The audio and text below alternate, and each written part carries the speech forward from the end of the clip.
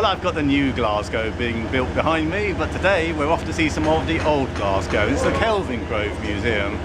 And the Kelvingrove Museum has lots of lovely Rennie Mackintosh and arts and crafts, furniture and stained glass in it. Well, just at the edge of the Kelvingrove Park is the Kelvingrove Art Gallery and Museum. Again, it's one more of these splendid looking buildings. These buildings are made with lovely red sandstone and there's sort of stone carvings hidden all over them. There are a little cherub's face peeping out from the doorway. There's some really top-notch woodwork around here and also lovely metalwork. I mean, these door handles are just a case in point. Wonderful sort of arts and crafts style here. And I mean, the workmanship, lovely, beautiful natural curves in the typical Art Nouveau style. And look at this brass work, even down to the little sort of detail on there. It's lovely. Quite inspiring. Quite an amazing entrance hall here. And look at these light fittings, they're massive. They probably weigh a ton actually.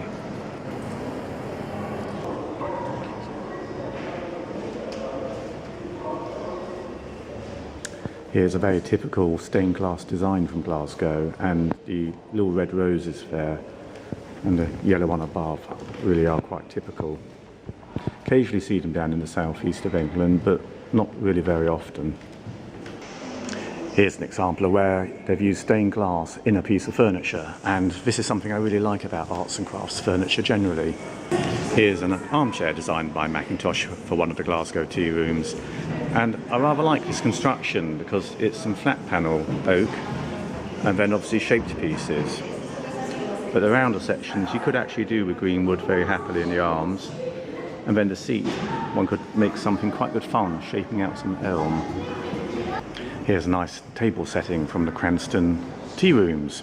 Again, Charles Rennie Mackintosh. Lovely use of stained glass, along with the lovely furniture. The furniture itself, actually, when you look at it closely, is quite crudely made, but it's just clever on design. Here's another tea room design, and it goes that you have China tea, so why not have a Chinese, Japanese influence and capture that in your tea room? And this was another one for a Cranston Tea Room, designed by Mackintosh, and you've certainly got the Chinese influence on those chairs. And the table as well, it's all complements. Here's another nice piece of oak furniture, and again, it's got the stained glass in it. I also quite admire the metalwork on these items. They're very simple fittings, but very nicely made. Nice quarter sawn panelling on the front of the cabinet, nice selection of woods generally. And look, there we are, more nice stained glass.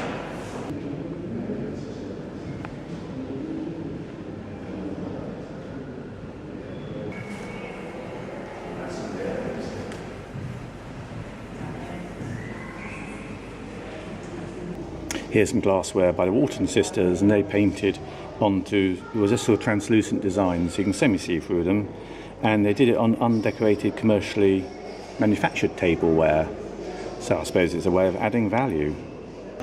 Helen Morton was a graduate of the Glasgow School of Art, and that seems to have quite a sort of large influence on the whole area, having a good art school. It's reflected in the buildings, the windows, the furniture. Here's a far-surround panel from another tea room, and what I particularly like about this is using beaten copper as well as stained glass. And I've never really seen the two being used together. I mean, there's lots of lovely decorative copper work that's been done, but here it's using the two combined and it works very effectively.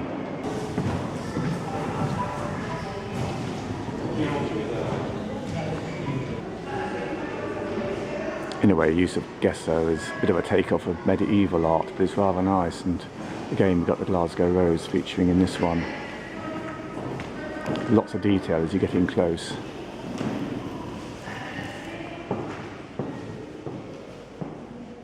Well, here's a Lowry, painted in 1943, so funny to think the war was going on at that time. And it's very nice to be able to get up so close to one of these pictures and actually see it in its true colours. And here's a good lesson in art perspective. Makes quite a striking painting.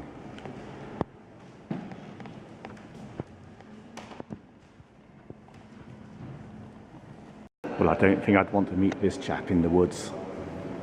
looks a bit angry at the moment. I think staying well away. An example of some more modern blacksmithing here, but quite a nice stair banister rail in the shape of a little bird. This fireplace was never actually used, but the reason I really love it is it's got stained glass in with woodwork, and I know it's painted woodwork, but it's just so effective where you get these Glasgow roses, in this case, set into a little panel in the woodwork. Well, here's a painting of Queen Victoria when she came to the Glasgow exhibition in 1888. The actual frame of this painting was destroyed by a World War II bomb blast. But it's still a lovely picture. This elephant was called Sir Roger the Elephant, and he was actually at Glasgow Zoo. And when he died, he had the honour of being stuffed and is now in the museum here. Amongst quite a good eclectic mix of different animals and birds, and a big Spitfire aeroplane which just about fits in the gallery. Quite a spectacular setting here of armour and literally dressed to kill, but what I actually particularly like about it is the wooden horse, and it really sets this armour off very effectively. And even the figures, actually, the mannequins, are made of wood as well. It's a clever bit of display work. Here's a lovely painting of Balmoral Castle from about 1896, and it was Queen Victoria's sort of holiday residence, and it made the Highlands very popular indeed. Well, I must say, when you see a shot like this, it does make it all look very appealing. Walking around Glasgow, we've seen quite a few kilt makers, and here's a sort of display of tartan and different designs. And of course, it was made very popular with Queen Victoria taking on Balmoral Castle. Here's a dramatic scene of Glencoe, painted in 1864 by Henry McCulloch. And there's a lovely interplay of light with the heathers. There's some quite stunning paintings here. I mean, here you just got one of the John Millais, the orphanologist. And the detail, I mean, I love his style of painting. Look at that, all those little faces, looking at the little bird. Typical sort of Victorian study.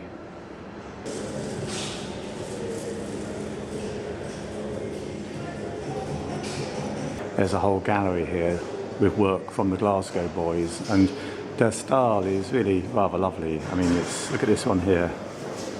It's called The Coming of Spring, 1899. And it does capture a woodland scene. Quite an interesting display here on wartime utility furniture, and rationing in this country actually continued well after the war. And it actually sort of forced people to think about how they designed furniture and then use materials which perhaps they hadn't used before. So in came plywood and aluminium and different sort of constructional techniques to basically try and make some furniture out of the minimal amount of wood as possible.